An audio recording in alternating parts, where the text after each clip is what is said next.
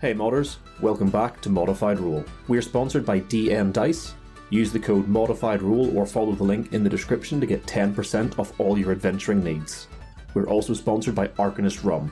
Check them out and use code ModifedRoll to get 15% off all purchases and free shipping.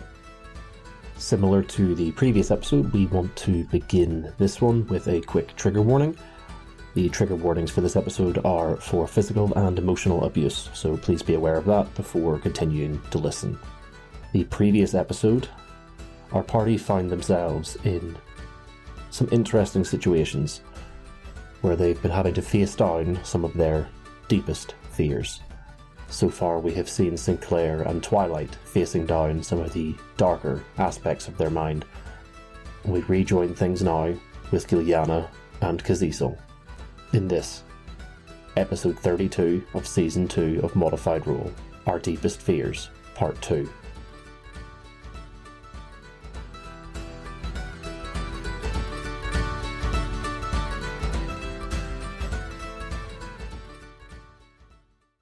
The force emanates from the cavern. This energy thrumming off the walls and echoing back and striking you in the chest.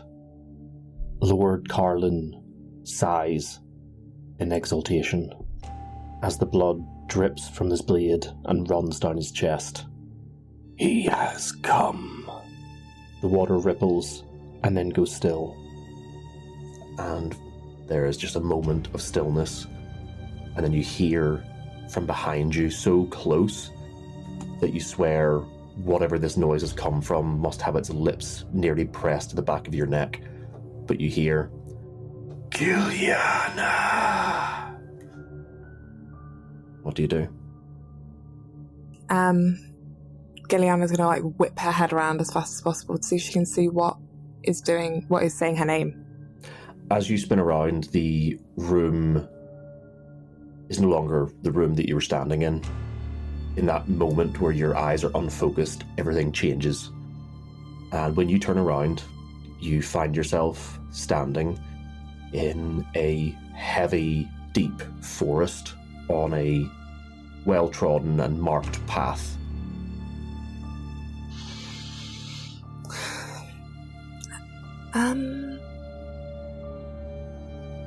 Giliana will start walking up the path. Okay. Quietly, sneaky. Give me a history check. Okay. 17. You immediately recognize this path. You are on the path through the forest of Theraseed, heading towards your home. Oh no. Okay. She'll shout hello. There's no response, just the sound of the forest around you. Obviously, the forest here is very heavy, so there is still light getting in, but it is filtered through the heavy canopy of trees. So you're in a sort of twilight at the minute, but you can guess the time of day based on how light it is and by the sort of birds and other animals you can hear in the forest. You're thinking it must be sometime late morning, roughly. But there is no response to the call. You know exactly where you are as well. You're probably a couple of minutes walk before you reach the end of the forest and come to the path that leads up to your house proper. To my house. Okay. Oh no.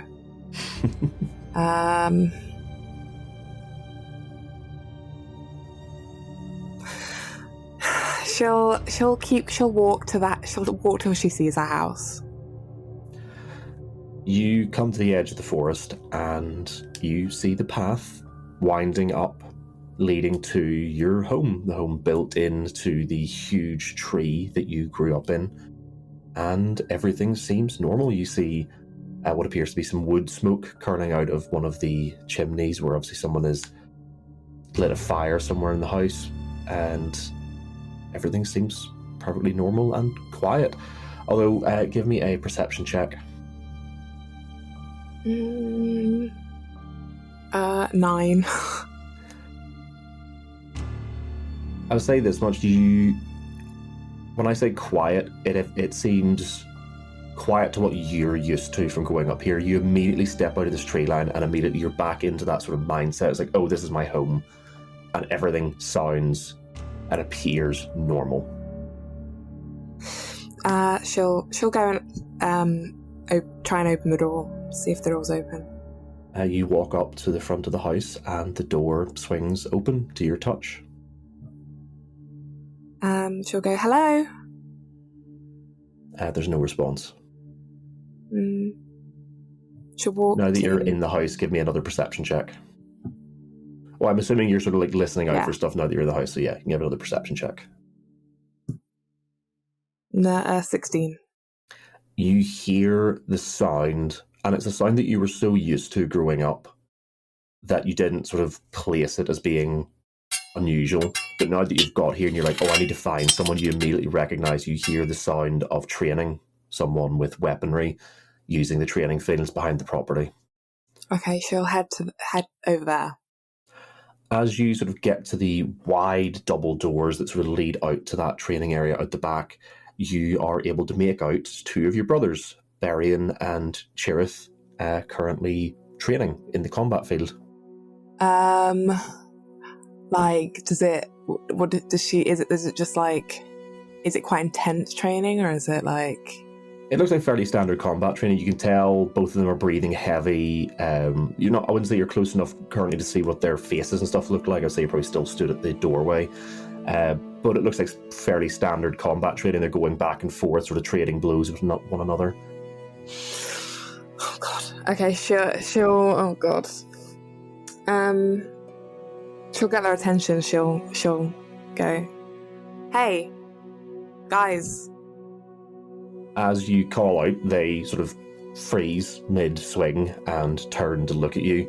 And Berian reaches up and pulls back the helmet he's wearing. He's like, oh, Giliana, I wasn't expecting you here today. Well, I should think not. I haven't been here for a while. Why would you think I'd be here today? What? No, I mean, I thought you'd gone into town with Father. You thought no. Look, while you're here, pick up a sword, come. If Father knows that you've skipped out on travelling with him, the way at least you could do is do some training while you're here. God, okay. And he gestures to the weapons rack. She'll go and grab a sword. Yeah. You actually find that you're wearing all of the gear you were wearing. Right, yeah. Whenever you fell asleep, but he seems to be like ignoring that almost, and he gestures to the weapon rack to pick up a training weapon. Yeah, I'll take the training weapon. You pick up a weapon. Cherith, without saying a word and barely even looking at you, steps off to the side and leans against the railing that sort of pens in the training field, and Berian takes a ready stance. Oh. Okay. She'll also, Giliana will also take the readying stance. You're expecting the sort of standard pacing that you're used to, and you've trained with Berian for most of your younger life. What you weren't prepared for was the speed at which he comes at you. He strikes you with the flat of the blade across your shoulder, and it stings. Ow! Berian, oh my gosh. What's with you today? He steps back and takes a readied stance. Well, I guess she'll try and hit him back. Okay, roll to attack. Oh no. 7. As you step forwards, going to lunge at him with your dulled blade, he flicks it aside and cracks you so hard against the back of your skull that you see stars. And you tumble to your knees, and without saying a word, he just and steps off the training field. And him and Cherith walk away, leaving you on your knees in the dirt. Oh God, she'll get up, like clutching the back of her head, like, and she'll shout after them, "What the hell? What is happening with you guys today? Why have you done this?"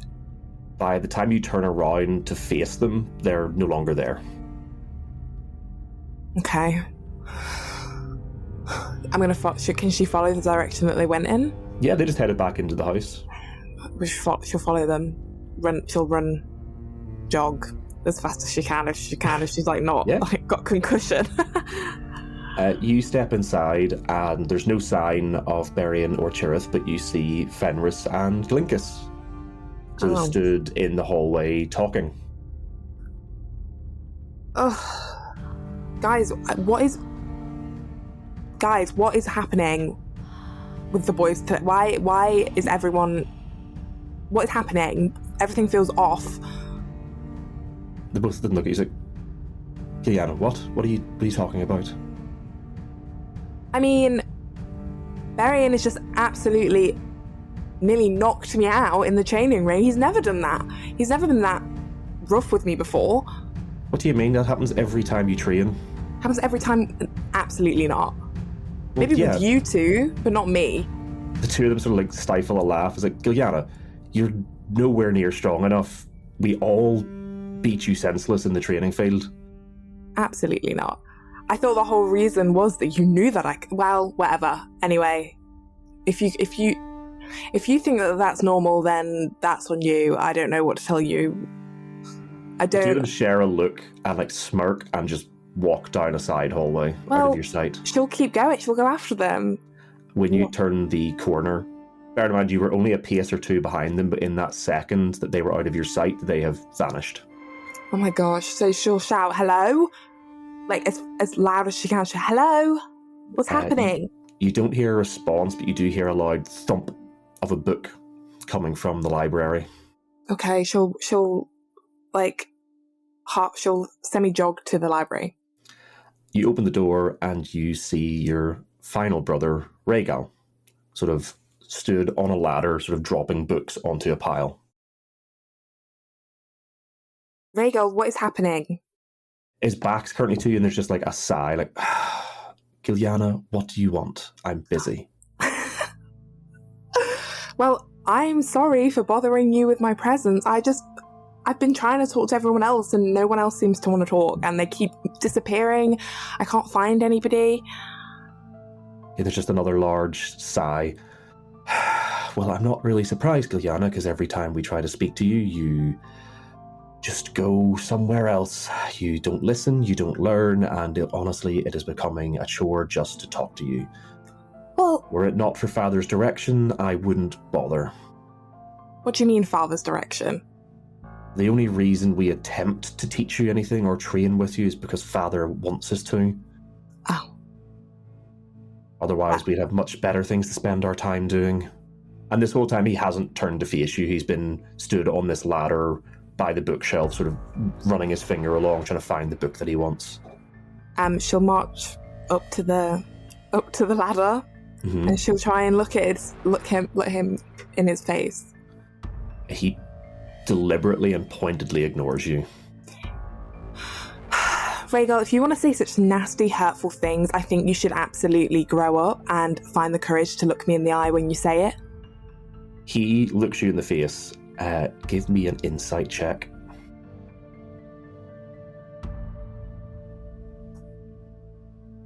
Uh, 15. You wish he hadn't. Oh, God. There's Why? There isn't, you don't see any anger or hatred, just distaste. Like there are any number of things in the world he would rather be looking at right now. She'll take a few steps back and go, What happened to you? He just, again, from that second you step back, he is looking you full in the face right now, and he said, I don't know what you mean. I'm just sick of babying you. What did I ever do to you to make you hate me so much? There's a pause, and he says, Gilliana, I don't hate you. In fact, I don't really feel much for you at all. And he just looks back to the bookshelf, picking up books that he wants. She'll take the books out of his hand. As you reach up to grab a hold of the book that's in his hand, Your hand passes through it, and Rhaegal, the ladder, the book, the library, everything turns to smoke around you. God. You're left standing in a perfectly dark room. She'll shout, hello? Your voice echoes in this nothingness. There's nothing, I can't see anything. As you spin around, looking about you, you see directly behind you is the outline of a doorway. Just a simple wooden door with a crack of light around the rectangular shape of the door. Okay. She'll go and walk towards it and try and push it open.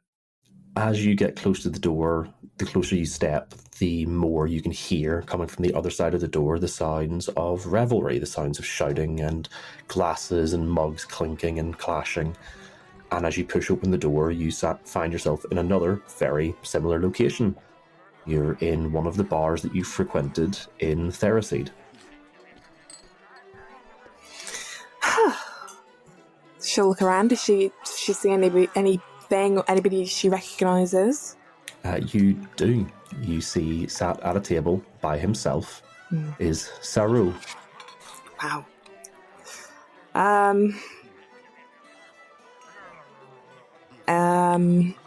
a table. She did. He actually currently has 2 drinks in front of him.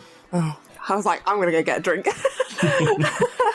Okay, I guess she'll tentatively walk to the table, but she's not gonna sit down. She'll just walk and stand next to it. Yeah, as you get close to the table, he looks up and smiles. Wow, smiles. Giliana, took you long enough. What do you mean?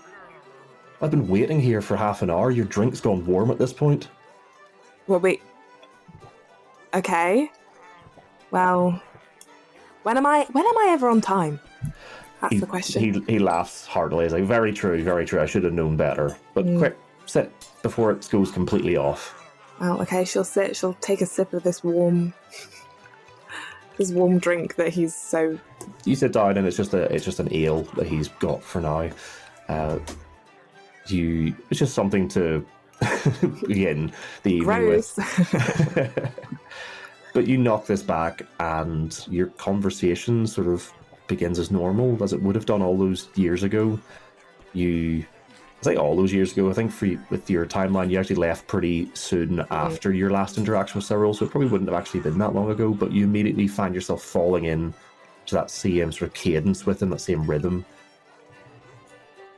But he very quickly turns to you and says, something's bothering you. What's wrong? I mean, everyone at home is just... everyone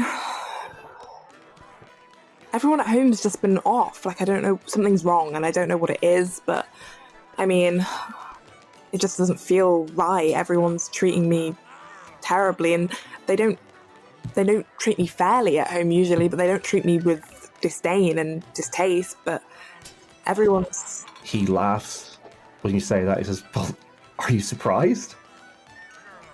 Obviously. I mean, we both know the reason they're like that. No. It's because you're not good enough for them. You don't, you go to the training sessions, you don't try, you go to your lessons and you don't listen. It's why we escape like this, because you aren't good enough for what they want.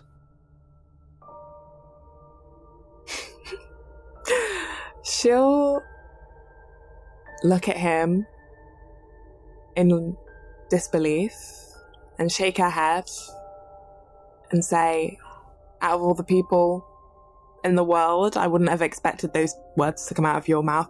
I sort of did expect it from Rhaegal, and I expected the rest of my brothers to be hard on me, but the fact that you have said that to me, of all people, is hilarious, because I thought you understood me. His eyes go wide. He's like, yeah, this is nothing different than before, and he reaches out and he puts a hand on top of your hand. He says, she'll snatch it back. I mean, we both know you will never be as good as your brother. And which brother would that be? Perthun, obviously. Perth. Yeah, you will always be a letdown compared to him. Well, I don't disagree with you there. And she'll get up. And she'll get up and walk away. Do you leave the bar? Yeah. As you push open the door to leave the bar, you step through and find yourself stepping into the drawing room of your home to a very familiar scene. You see your father stood by the fireplace and your mother sat in a sort of armchair reading a book. Typical. Oh, gosh. Okay. She'll walk up to so that they can both see her and go, well, this was bound to happen at some point. How have I been a disappointment to you both today? Your mother, who had a little book in her lap, sort of closes it and places it very gently with her hands placed on top of it, and your father sighs and turns from the fireplace to look at you. And he says, Juliana, I do not believe there are enough hours in the day to list them all. And you, Mother? She looks at you. Can you give me an insight check? Oh, unnatural 20. Her look is full of sadness, and you get the distinct impression that it is looking at you that is making her sad. She'll let out a heavy sigh and go, what is it exactly that you want from me? Your mother gets up and goes to step away from the room, but your father turns to face you, full square on, looking you dead in the face, and says, all I wish is for you to be more like Perthum, someone who could make our family proud.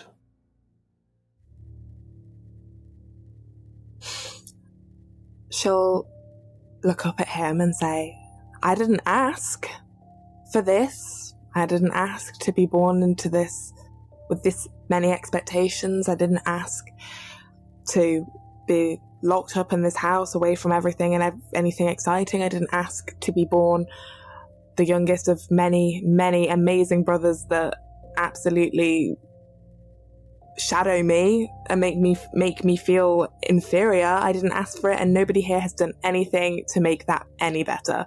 So I would love to give you what you want. This is a two-way situation, and I don't feel like I'm getting the support I need. So the fact that you blame me for everything seems very unfair. You say that, and your father looks you dead in the eye and says, then allow us to release you of those obligations. And you feel the worst pain you have ever felt. And you look down, and you see a very familiar blade sticking straight through your chest. Oh. And you feel your mother's hand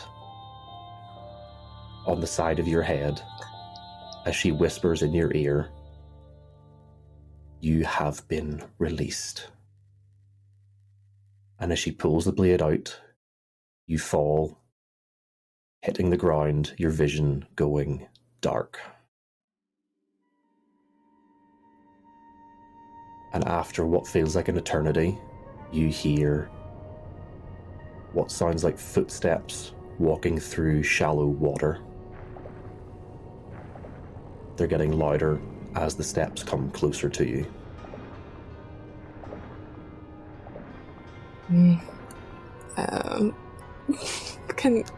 Should try and see what it is or who it is. You sit up and you realise that you had been feeling this freezing, biting cold, and it's because you've been lying in a few inches of icy cold water and you sit up and realise that you are in a familiar place, a place that you've seen once before in a dream, this endless expanse of darkness with this endless still water where your movements send ripples out into the vast emptiness. But you also notice several ripples coming towards you, and you turn to see the origin, and you see a man walking towards you, his features shrouded in darkness. She'll gasp out and go, "Who is it? Who's there?" The person steps closer to the point where you can start to make out their features, and you see someone who you haven't seen in a very long time, but you've seen many, many times in portraits about your house. You see Pertham, who steps forward and says, "I didn't think you wouldn't be able to recognize your own brother," and he reaches out a hand to help you to your feet. She'll, pull away from him and go, How are you here? I think the more important question is, how are you here? And he sort of gestures around to this endless darkness. I don't know where here is. And he sort of pauses and looks about over his own shoulder and around, and he says, "Yes, I suppose. Think of this as a place for the forgotten, the unwanted." And then, in an instant, in a flash, you don't even register the movement, but in that split second, his hand is closed about your throat, and his face is almost touching yours as he growls, "Because that is exactly what you are. Unwanted. You will never live up to my legacy." And he throws you backwards. God. And where you're expecting to hit this ground covered in water, you instead fall into icy, frigid, cold water that robs your breath from your body, causes your muscles to tense, and I need you to make me a perception check. 15. As you fall backwards into this endless, frozen, cold blackness, you for a split second look up and see the face of your brother, but you do not see his features. Instead, you see a shadowy blackness in which sits 3 red eyes stacked atop one another, and that is the last thing you see before you fall unconscious.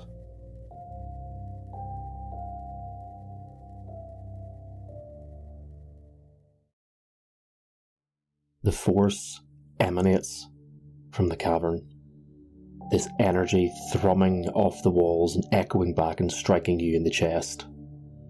Lord Carlin sighs in exultation as the blood drips from his blade and runs down his chest. "He has come." The water ripples and then goes still. But then, coming from behind you, seemingly so close that whatever or whoever is making this noise, you swear their lips must be pressed to the back of your neck. "'Cause he saw."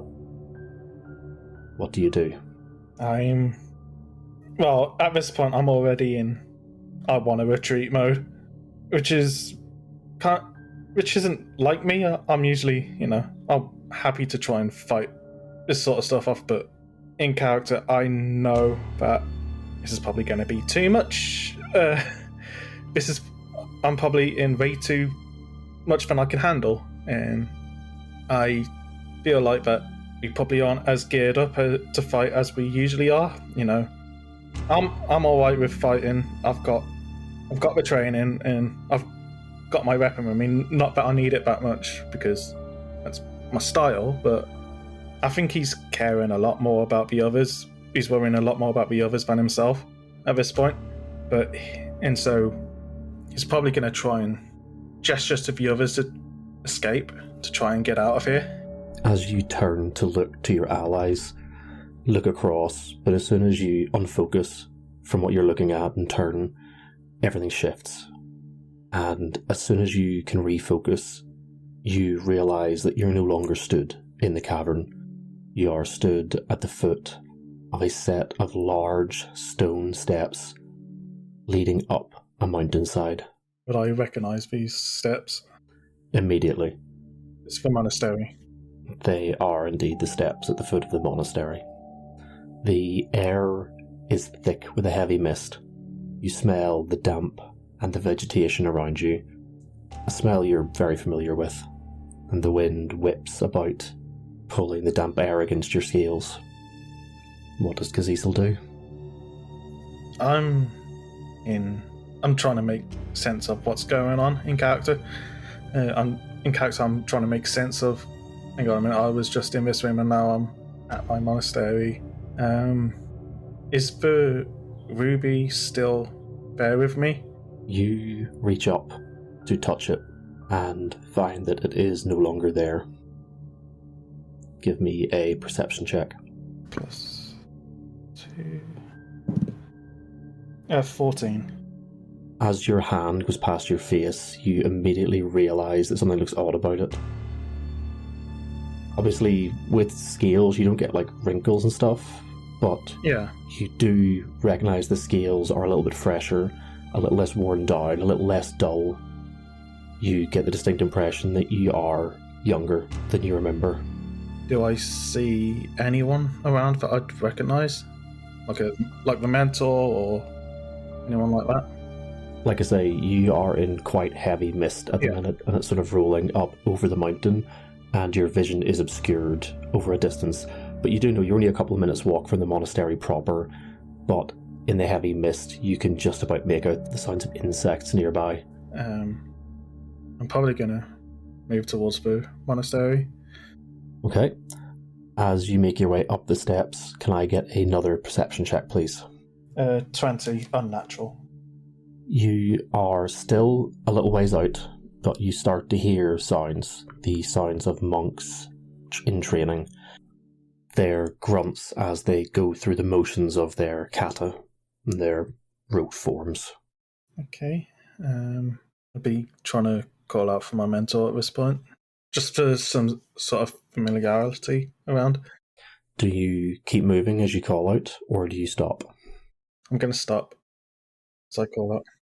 Okay, as you call out, there is no response. The sounds continue unabated. You still can't see the training ground through the fog, but you do know it is just ahead of you. Yeah, I'm going to carry on calling out as I move forward then. As you step forward, there is no response, but through the fog and through the mist, you start to see the opening that would lead to the training ground. And as soon as you step through that opening, instantly, the mist disappears all around you. And so do all of the sounds of training. They just evaporate along with the mist. And instead, you are looking into a perfectly clear courtyard of the monastery, normally filled with 30 to 40 monks training. And the only person you can see is Ayakash, the red dragonborn that you grew up with, stood in the middle, facing you square on. Does the situation seem familiar to me? Would it be... Give me a history check. 14. It doesn't strike you as being a very specific memory you've had before. Yeah. You don't remember reliving this exact moment, but there is something familiar about you heading into the training ground with Ayakash to spar with him. Are we on the training grounds right now? Yep. Well, you are still stood in the entryway, but Ayakash is stood directly in the centre of the courtyard. Is he welcoming me to come and train, or is he... He hasn't said anything, and he hasn't gestured. He hasn't gestured towards you. He sort of stood square on, hands by his sides, in what you would recognise as a very neutral stance. In the way you've studied, this is very much a neutral way to move in any direction he wishes to. It is very deliberate, even though it looks very relaxed. I'm going to enter the training grounds and kind of following along with the situation. I'd be, preparing to have like a sparring type thing as training. That's good, because the second you step foot into the courtyard, faster than you've ever seen him move, almost too fast to follow, he moves in the blink of an eye from the centre of the training grounds to directly in front of you. I'm going to assume a 25 hits your AC. Yes, absolutely. He socks you right across the face. You take 6 points of damage. Okay. And then the natural 20 is unfortunately also going to hit as he sweeps the leg from under you and you fall prone. And he steps back, again taking a neutral stance as you lie on the ground, slightly concussed.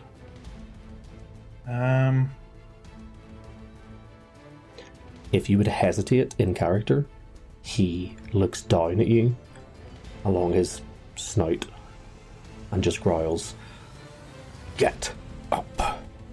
Yeah, I would have hesitated in this time. So I'm still not quite sure what's going on. At the same time, I'd say Caesar would be kind of not forgetting what's going on, but like he's living in the memory rather than. Yeah, you are living in the moment now. He's losing he's not as focused on this is a memory or whatever else this could be. It's more, As far as you're aware, you just had your ass handed to you by your childhood friend, and nothing else really matters right now. As I'm told to get up, I'm probably just gonna kind of try and sweep my leg at his to try and get him down. Yep, make me an attack roll. Just pick. We'll assume you're doing it as you're standing up, so I'm not going to make you do it from a prone position. You can just do a normal attack. 16. A 16 would hit his armor class. So, roll damage. 6. So as you sort of push yourself up and in the same motion swing your leg out, he turns his own leg to face the impact and you strike it full on. So it prevents him from being buckled or pushed back. So you still deal damage to him, but he has still put himself in an advantageous position, and he is going to follow up your strike. Okay. With a natural 18. Yeah, that'll hit. Dealing you 7 damage this time. And as you reel back from this blow, as you turn to face him again, this time he is holding a bow staff. I'm not going to hesitate in this point, because at this point I'm focused on just it's training now, and it's almost forgetting everything else. So I'm just going to go again and try and strike again. At this point, I'll not make you roll for this, but if you're fully intent on going at this like it was a sparring match, you two trade blows back and forth. But as it progresses, you start to realise that, even in training, even when you were serious, you always would have pulled blows so as not to deal permanent damage. But you realise very quickly that Ayakash is not giving you this politeness this time. He is aiming to disable you. He is aiming for joints. He's aiming for the skull. He is looking to put you down. Would that change the way that Kazisil fights? Feeling the effects of how the fight is going on, I think to try and get him off, he's going to use his breath, the force breath. The second you start to pull your energy to engage your breath, as you mentioned before, it is a pulling together of energy, and it reacts on your scales, on your body. As that begins, immediately Ayakash does the same. He steps back, plants his body, pulls in his core, and the both of you just unleash this torrent of energy on one another. And where it meets, there is a phenomenal explosion that rocks the stone of the courtyard. There is a thunderous crack, and momentarily you are thrown backwards by the force of the energy. You're blinded and deafened, and whenever you come to and sit up, Ayakash is no longer there. Am I still in the training grounds? Well, around it? You are still inside the courtyard of the training grounds, but Ayakash is nowhere to be seen. I'll be calling out to get back here. Give me a perception check. 4. You hear nothing but the crackling of the stone where it has been destroyed by your blast. As you look about trying to spot Ayakash, you do hear the door that leads further into the monastery creak and bang against the wall as it swings open. But nobody steps out. I'm going to run through the door. 'Cause I'm going to be assuming that's him, and I'm chasing him down. You rush in to a very familiar hall that you've been through many times before, and stood with his back to you is Althun, the Silver Dragonborn, your master. It doesn't quite reach my mind so quickly because I'm still in the heat of the moment. I'm expecting to see Ayakash in that room instead. And so as I get in, I'm almost charging my breath, but as I see who it is, it's kind of like the energy just kind of dissipates through my nostrils and kind of just, it doesn't go out, it's just kind of releasing the energy out.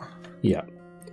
As you rush in and gather yourself after doing that, Althun sort of turns, and as he sees that you're in this pent-up emotional state, he shakes his head.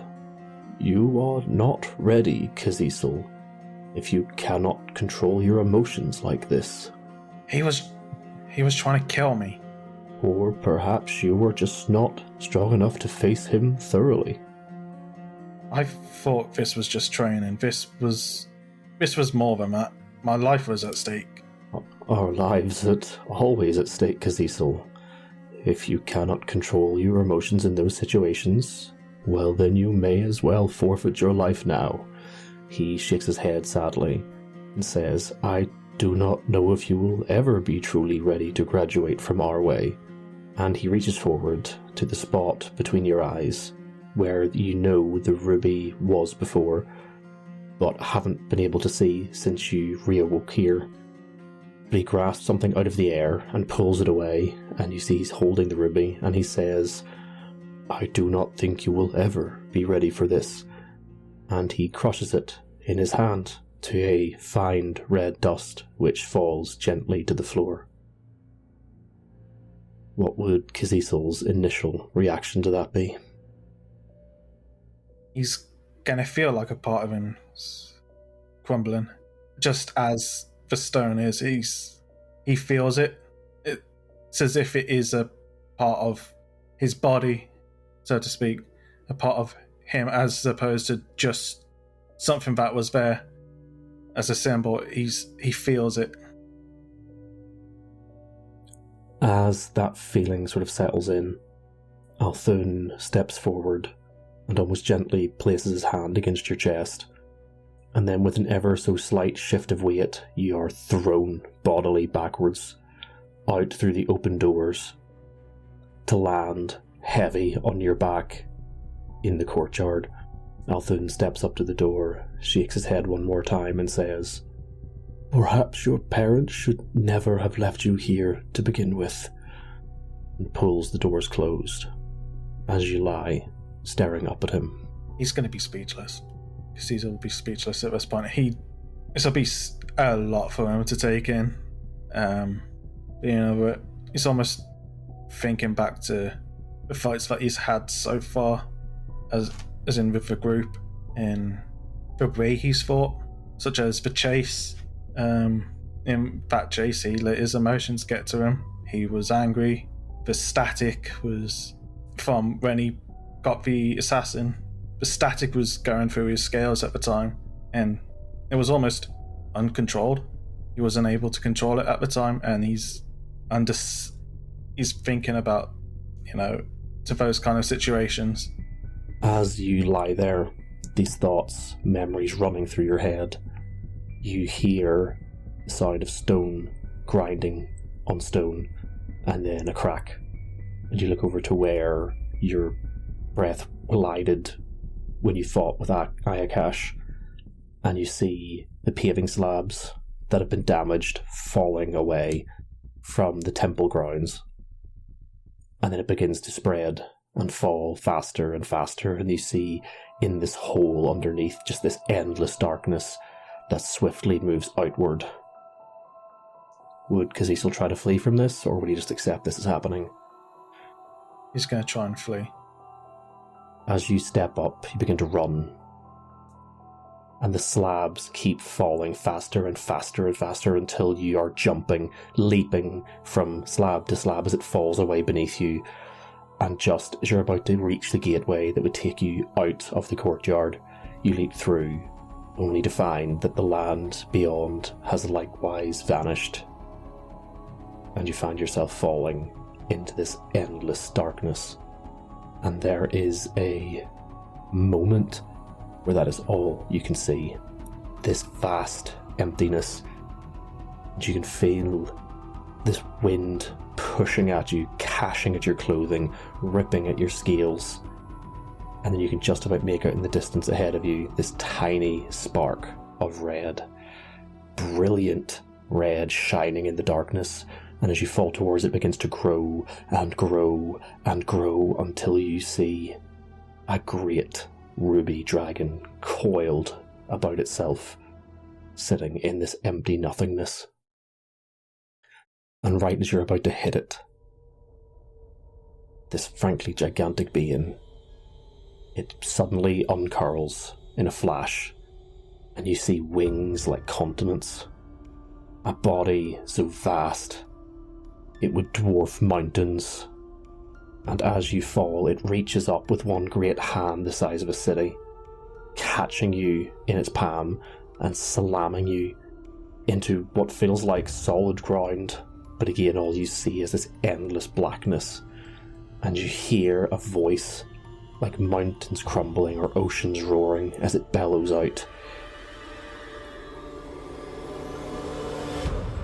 Why would I ever choose you? And it pushes you into the solid darkness until you feel it cracking beneath you like ice, and again you find yourself falling into endless nothing. And I need one more perception check. Natural 20. As you fall away, your eyes have been locked onto the face of this being. This pure ruby dragon. And even in this moment of fear and frantic despair, you can still only recognize how beautiful, how stunning this creature truly is. But as you fall, your eyes never leaving its face, you notice something odd in its countenance as it looks down upon you in this endless darkness. A shadow covers its face momentarily, and in that shadow you see 3 red eyes stacked atop one another before you fall further into darkness until finally falling unconscious.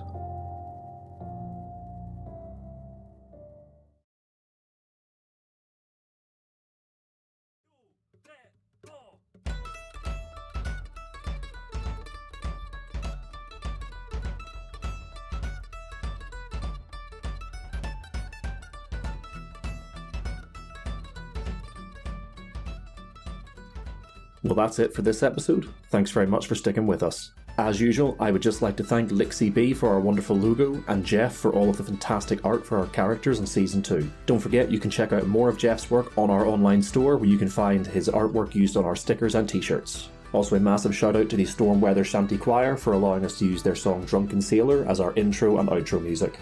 Also a massive thank you to our wonderful sponsors DM Dice and Arcanist Rum. Find links to both of their websites in our description. And finally, a massive shout out and thank you to all of our Patreon supporters who continue to support us in everything we do. Your support means the world to us, and we hope that we can go on making fantastic content thanks to you. So unfortunately no recommended podcast again this week, but I do want to just shout out again the Actual Play UK stream that we've been doing. I hope some of you guys went and watched it, and if not, you can catch the VOD on YouTube now. That's just Actual Play UK on YouTube and on Twitch. Unfortunately, the first game I was running, we've had to postpone the second half because Nate of Lads on Tours took ill, so we'll just be doing a pre-record of that second half and putting it up later this month. But that isn't to say you shouldn't be going and checking out the stream, as we have some phenomenal stuff coming up, including a game of Liminal, run by one of the talented team members from the Realms of Peril and Glory podcast, as well as so much more stuff up. We're actually planning stuff way into August at this point, which is a lot more interest than I thought we were going to get. So please, there are so many talented people taking part in this. It would be an absolute shame if they weren't watched. So please check them out. Secondly, a quick shout out for those of you attending UKGE. Pretty much all of Modified Roll will be there. I don't think Maddie can make it, but everyone else will be there in one form or another. Danny's going to be helping out on the DN Dice stall. Myself, Jordan and Pete will be wandering around doing various things. I think I've already mentioned in one of the outros before, I'm running a few games.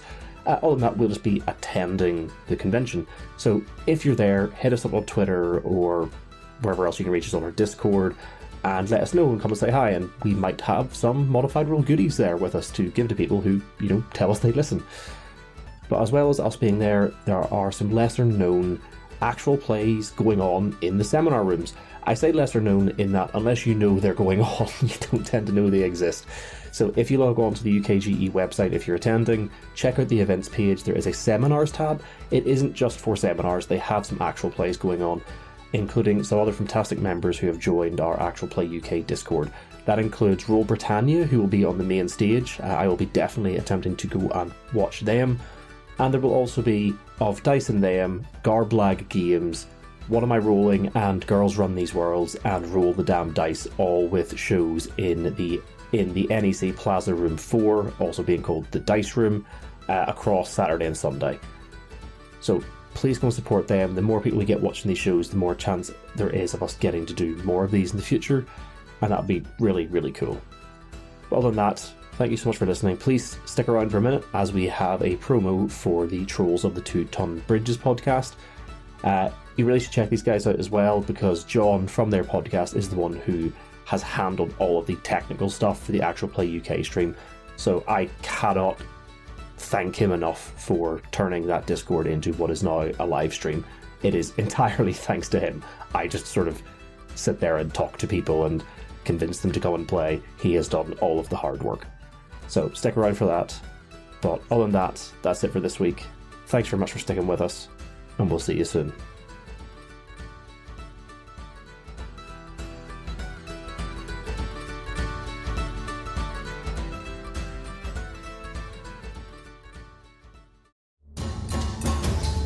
You! Yes, you! Are you in need of edge-of-your-seat adventure? Do you like dangerous jungles filled with the undead, ancient dangers and sarcastic goblins? Do you want to hear 5 friends battle their way through both bad accents and the land of Chult in the search of an insidious death curse? Are you looking for a detergent that actually does what it promises? If you answered yes to all of these questions, except possibly the detergent one, then do I have a deal for you? Listen to Trolls of the 2-Ton Bridges, an actual play Dungeons & Dragons podcast from the UK, playing through the Doom of Annihilation campaign. What's the cost? Nothing. It's free. Yes, you heard that right. Free to listen to on all podcast apps. Everyone loves it. Just listen to this person I've just met. Can you get that out of my face? See? So join us at the table every Tuesday with Trolls of the 2-Ton Bridges. Adventure.